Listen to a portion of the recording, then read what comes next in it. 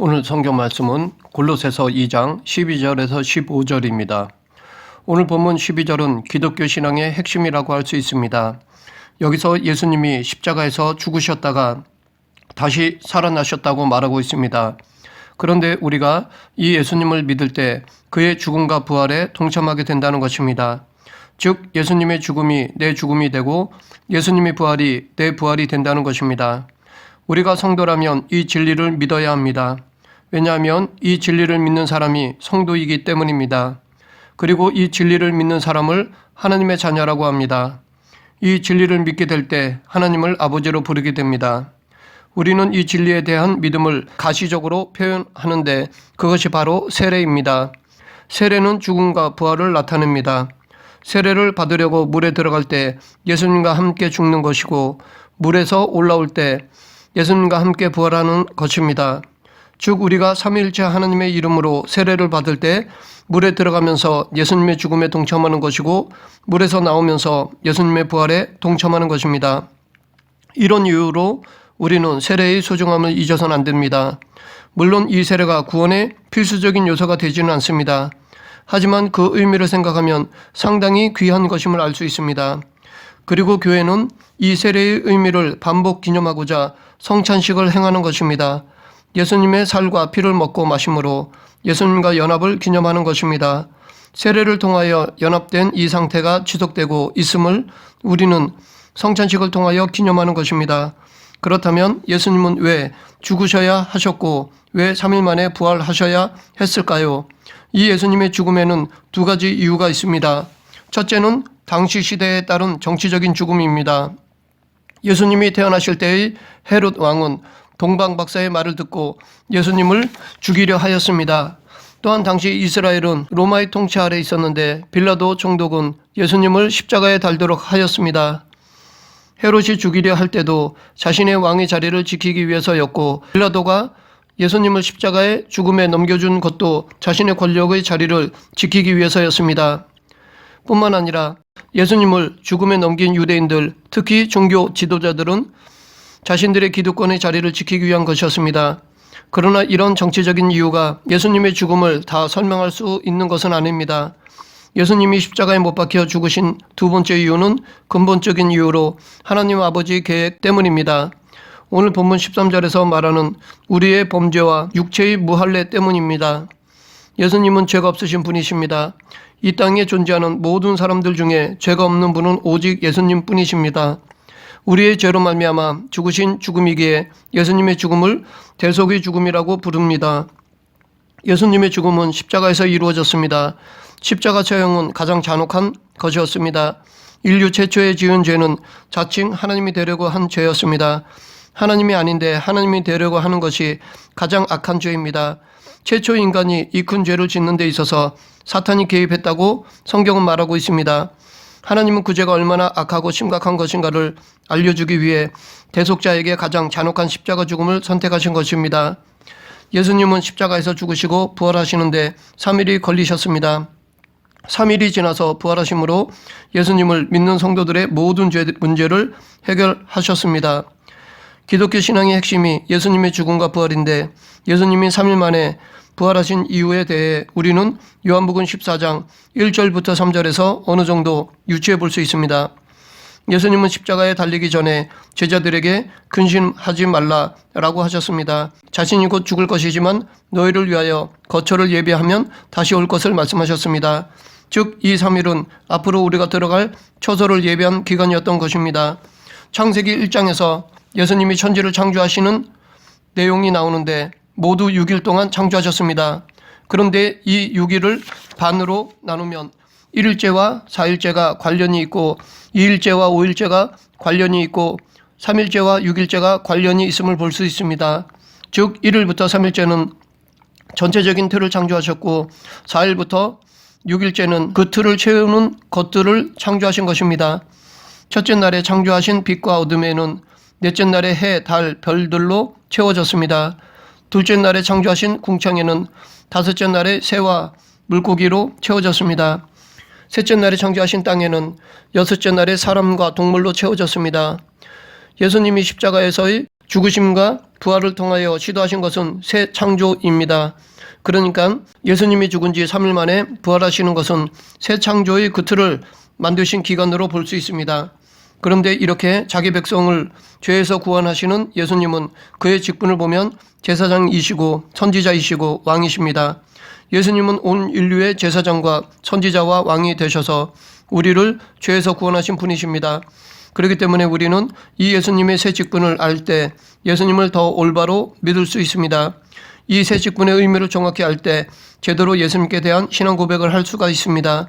이 시간 예수님의 3직분에 대해 살펴보겠습니다. 먼저 예수님의 제사장직. 제사장은 제사를 드리는 사람입니다.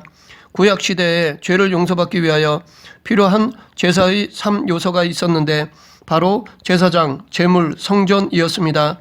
제사장이 제물을 가지고 성전에서 속죄 제사를 드려야 죄를 용서받을 수 있었습니다.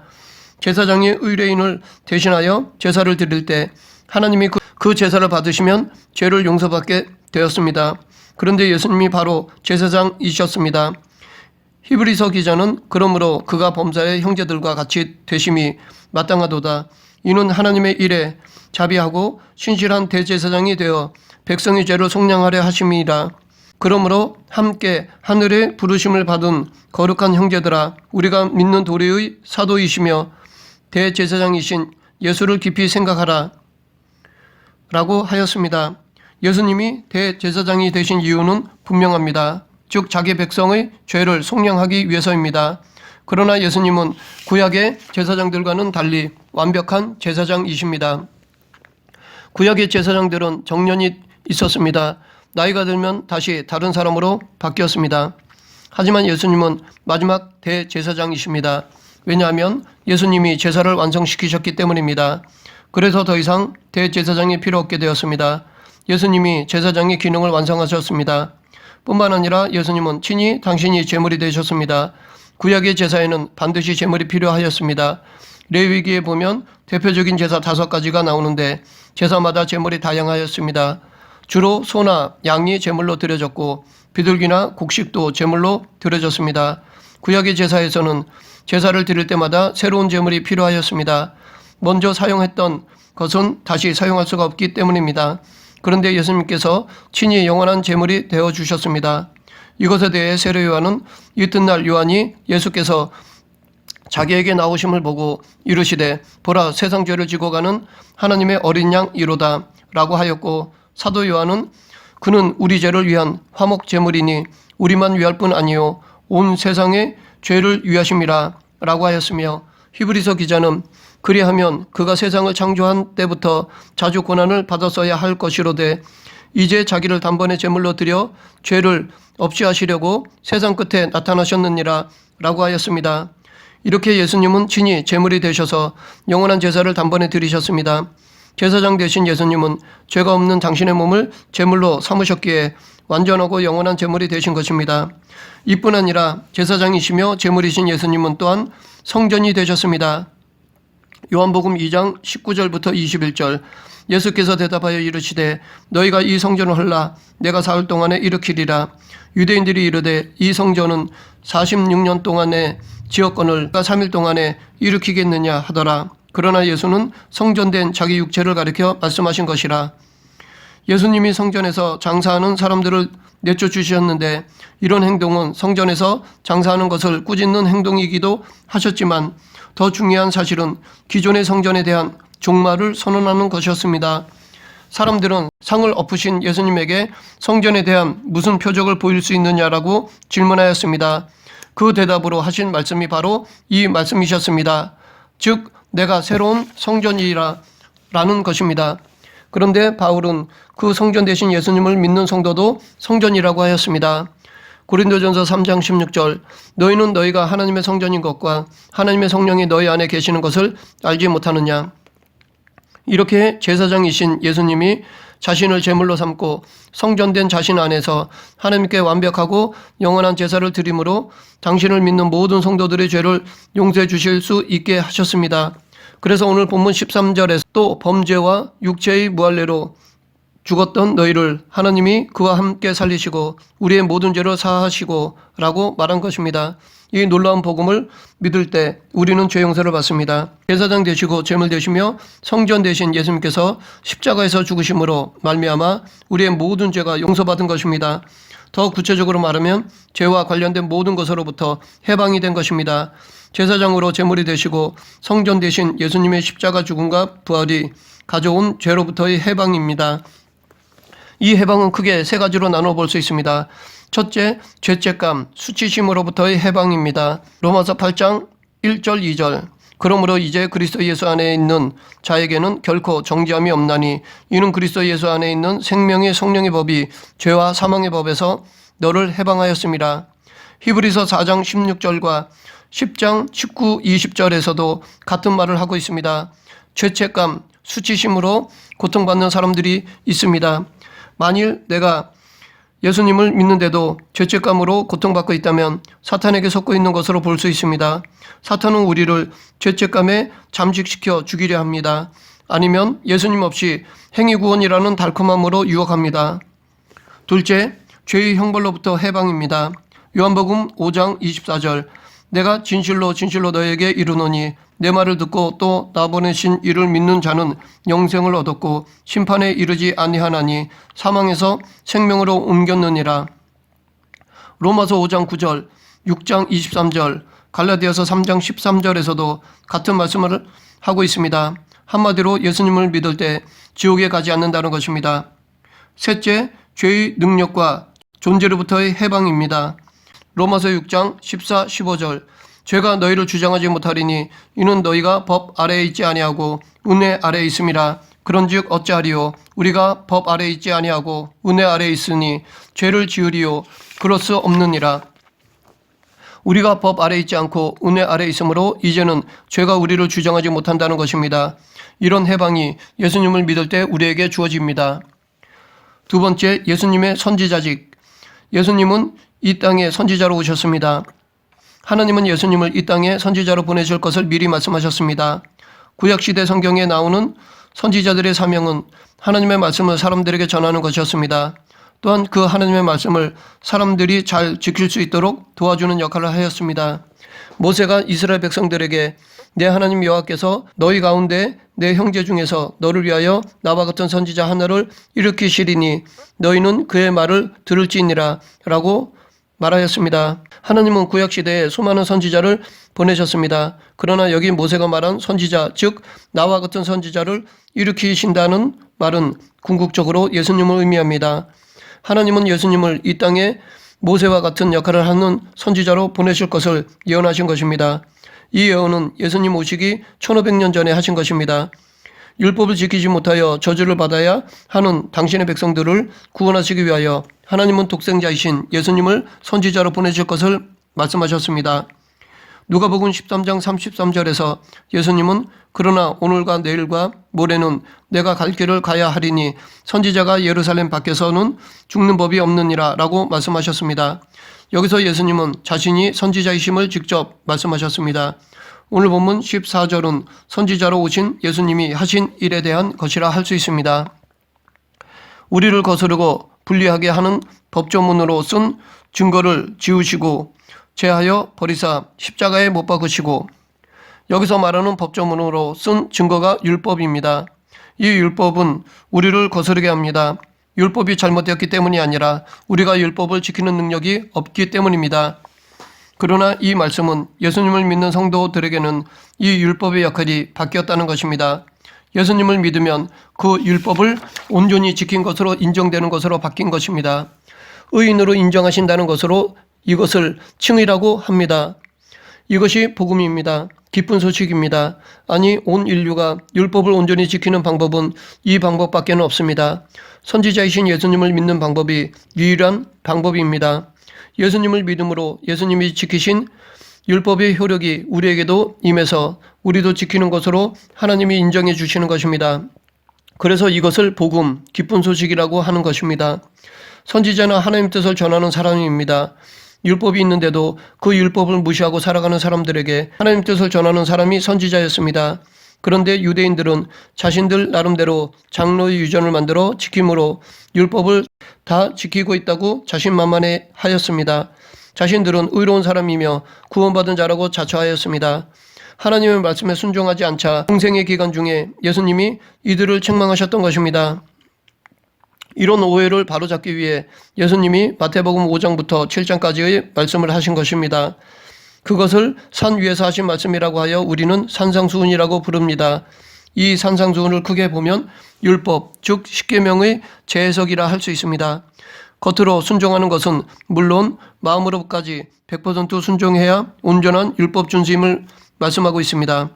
예를 들어 제7계명을 제대로 지키기 위해서는 실제로 간음해도 안 되지만 마음으로도 간음하면 안 된다는 것입니다. 그런데 당시 종교 지도자들은 겉으로 드러나는 부분만 거룩하게 포장했지 속은 자기 욕심으로 가득하였습니다. 그들에게 이런 예수님의 가르침은 양심을 건드렸기에 귀를 막고 들으려 하지 않았습니다. 그런 그들에게 예수님께서는 정작 율법을 지키지 않는 악한 죄인들이라고 말씀하셨습니다. 따지고 보면 예수님은 이 땅에 오셔서 우리가 율법을 온전히 지키지 못하였기 때문에 십자가에 못 박혀 죽으신 것이라 할 수 있습니다. 그런데 예수님이 십자가에서 못 박혀 죽으시면서 마지막으로 하신 말씀이 다 이루었다입니다. 이 말씀은 여러 가지로 해석할 수 있습니다. 그 중에 하나가 선지자로 오신 예수님이 선지자의 사명을 다 이루셨다는 것입니다. 다시 말해 하나님의 백성들이 지키며 살아야 하는 율법을 다 이루었다는 것입니다. 이 땅에 살고 있는 모든 사람들은 하나님이 주신 율법에 순종해야 합니다. 율법에 온전히 순종하지 않으면 누구든지 죄인이 됩니다. 이 땅에 태어난 모든 사람들은 장차 하나님 앞에서 심판을 받을 것인데 그 심판의 기준은 율법 준수, 크게 보면 십계명을 온전히 준수했느냐에 달려 있습니다. 그런데 선지자로 오신 예수님을 믿으면 율법에 온전히 순종한 의인으로 옷을 입혀주신다는 것입니다. 의인으로 인정해 주신다는 것입니다. 로마서 10장 4절 그리스도는 모든 믿는 자에게 의를 이루기 위하여 율법의 마침이 되시니라. 선지자이신 예수님은 우리 대신 율법의 요구를 이루어 주심으로 율법으로부터 우리를 해방시켜 주셨습니다. 그런데 선지자이신 예수님이 우리에게 주신 복은 거기서 멈추지 않습니다. 우리에게 또 다른 법을 주셨습니다. 그 법은 생명의 성령의 법입니다. 그러므로 이제 그리스도 예수 안에 있는 자에게는 결코 정죄함이 없나니 이는 그리스도 예수 안에 있는 생명의 법이 죄와 사망의 법에서 너를 해방하였습니다. 여기서 죄와 사망의 법은 율법을 말하는데 율법이 죄와 사망의 법인 이유는 우리의 연약함 때문입니다. 율법을 온전히 지키지 못하기 때문에 결과적으로 우리에게는 이 율법이 죄와 사망의 법이 된 것입니다. 그래서 만약 하나님께서 예수님을 통하여 우리에게 생명의 법을 주시지 않았다면 우리는 모두 율법의 저주에서 해방될 수 없었을 것입니다. 율법의 저주에 갇혀 영원한 죽음에 처해졌을 것입니다. 우리는 선지자 되신 예수님으로 말미암아 이 죄와 사망의 법에서 해방되었습니다. 세 번째, 예수님의 왕직. 예수님은 이 땅에 왕으로도 오셨습니다. 예수님의 출임은 당신이 만왕의 왕이라는 것을 증명하는 시기였습니다. 그런데 정작 이 땅에 왕으로 오신 예수님의 모습은 초라하였습니다. 아기 예수로 이 땅에 왕으로 오신 예수님은 태어날 장소가 없어서 겨우 마구간에서 태어나셨습니다. 예수님이 태어나자마자 큰 소동이 예루살렘에 일어났습니다. 이 사건으로 베들레헴에 사는 2살 이하의 남자 어린 아이들이 죽임을 당하였습니다. 그 당시 왕이었던 헤롯이 유대인의 왕이 태어났다는 말을 듣고 학살을 자행하였던 것이었습니다. 예수님이 이 땅에 왕으로 태어나리라는 것은 이미 예수님이 태어나시기 약 700년 전에 이사야 선지자가 예언하였습니다. 평강의 왕으로 이 땅에 오셔서 당신의 나라를 세우시며 영원히 정의와 공의로 그 나라를 보존하실 것이라고 예언하였습니다. 이 땅에 오신 예수님이 행하신 일들 중에 하나는 당신이 왕이심을 드러내는 것이었습니다. 수많은 병자들을 고쳐주시고 귀신들을 내쫓고 우주와 자연 만물들을 복종케 하신 등등의 일들은 당신이 왕이심을 드러내는 것이었습니다. 예수님은 당신 스스로도 왕이심을 밝히셨습니다. 십자가에 못 박히시기 전에 빌라도와 대화를 하시면서 빌라도가 유대인의 왕이냐라고 묻자 그렇다라고 대답하셨습니다. 그러면서 예수님은 당신의 나라에 대하여 내 나라는 이 세상에 속한 것이 아니라 라고 말씀하셨습니다. 이 세상에 오셔서 왕이심을 드러내시면서 당신의 나라의 특성에 대하여 말씀하셨습니다. 예수님이 왕이심을 믿는 성도가 들어갈 나라가 바로 이 나라입니다.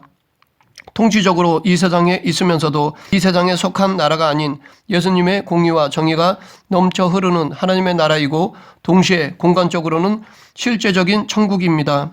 물론 빌라도는 예수님의 이 말씀을 이해하지 못하였습니다. 그래서 조롱하였습니다. 그런데 예수님이 십자가에 못 박혔을 때 빌라도는 이상한 행동을 하는데 그것은 패를 써서 예수님이 못 박히신 십자가 위에 붙이는 것이었습니다. 그것도 히브리어, 로마어, 헬라어로 유대인의 왕이라고 써붙였습니다. 유대 종교 지도자들이 반발했지만 빌라도는 이들을 무시하고 그대로 그 패를 붙였습니다. 그런데 역설적이게도 그 패의 글은 하나님의 뜻을 정확하게 이루는 것이었습니다. 즉 온 우주와 온 세상의 왕이 예수님이심을 밝힌 것입니다. 그렇다면 예수님이 이 땅에 왕으로 오신 이유는 무엇일까요? 그 이유에 대해서는 이미 창세기 3장 15절에 말씀하고 있습니다. 즉 마귀와 그의 일을 멸하시려고 예수님이 왕으로 오신 것입니다. 천지가 창조되었을 때 사탄은 인간의 조상인 아담과 하와를 유혹하여 선악과를 따먹게 만들었습니다. 그때 하나님은 사탄을 불러다가 심판하실 것을 말씀하셨습니다.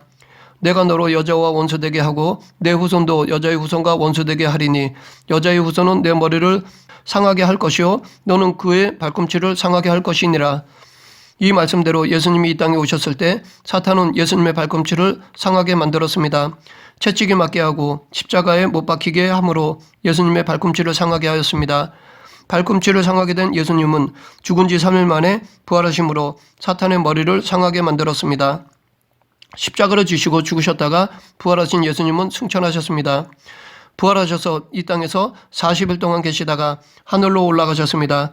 예수님이 이 땅에 계실 때 당신이 승천하시고 나서 성령님을 보내실 것을 말씀하셨습니다. 성령님은 성부 하나님의 영이십니다. 동시에 성자 예수님의 영이십니다. 육신을 입으신 예수님이 이 땅에 계실 때는 영역의 제한을 받으셨습니다. 즉 한 곳에 있으면 다른 곳에 계실 수 없었습니다. 그러나 성령님은 이 땅에서 언제 어디서나 편재하실 수 있습니다. 즉 동시에 어디에나 계실 수 있습니다. 이 땅에 오신 성령님은 예수님이 이루어 놓으신 사역을 계속해서 이루어 가십니다. 즉 왕의 일을 계속하십니다. 하지만 예수님이 재림하시면 영원토록 우리를 친히 통치하십니다. 이것은 미래에 속한 것이지만 사실은 지금부터 영원까지라고 할 수 있습니다. 왜냐하면 예수님은 성령으로 말미암아 지금도 우리를 통치하시기 때문입니다. 그러니까 왕이신 예수님이 지금도 성령님과 함께 왕으로 다스리고 계신 것입니다. 영원토록 왕으로 다스리십니다. 요한계시록 11장 15절 일곱째 천사가 나팔을 불매 하늘에 큰 음성들이 나서 이르되 세상 나라가 우리 주와 그의 그리스도의 나라가 되어 그가 세세토록 왕노릇 하시리로다. 요한계시록 1장 13절부터 16절에서는 아기 예수로 이 땅에 오셨던 그 모습과는 전혀 다른 모습으로 예수님을 묘사하고 있습니다. 촛대 사이에 인자 같은 이가 발에 끌리는 옷을 입고 가슴에 금띠를 띠고 그의 머리와 털의 희기가 흰 양털 같고 눈 같으며 그의 눈은 불꽃 같고 그의 발은 풀무불에 단련한 빛난 주석 같고 그의 음성은 많은 물소리와 같으며 그의 오른손에 7별이 있고 그 입에서 좌우에 날성검이 나오고 얼굴은 해가 힘있게 비치는 것 같더라. 만왕의 왕이신 예수님은 온 세계를 영원토록 통치하십니다. 특별히 우리 성도들을 다스려 주십니다. 정의와 공의로 우리 성도들을 다스려 주십니다. 말씀을 맺겠습니다. 복음은 예수님이 나의 그리스도라는 것입니다. 즉 예수님이 나의 제사장이 되시며 나의 선지자 되시며 나의 왕이 되신다는 것입니다. 이것이 우리에게 복된 소식입니다. 그렇기 때문에 온 인류의 제사장 되시고 선지자 되시며 왕 되신 예수님을 모시고 살아가는 자가 행복한 사람입니다. 이 복된 소식을 아직도 모르고 있는 사람들에게 복음을 전하는 저와 여러분이 되길 간절히 축원합니다. 기도하겠습니다. 생사와 화복을 주관하시는 하나님 아버지, 우리를 구원하시고자 이 땅에 예수님을 보내주심을 감사합니다. 예수님을 우리의 영원한 왕으로 모시고 살아가는 그리스도인이 되게 하여 주시옵소서. 예수님 이름으로 기도드립니다. 아멘.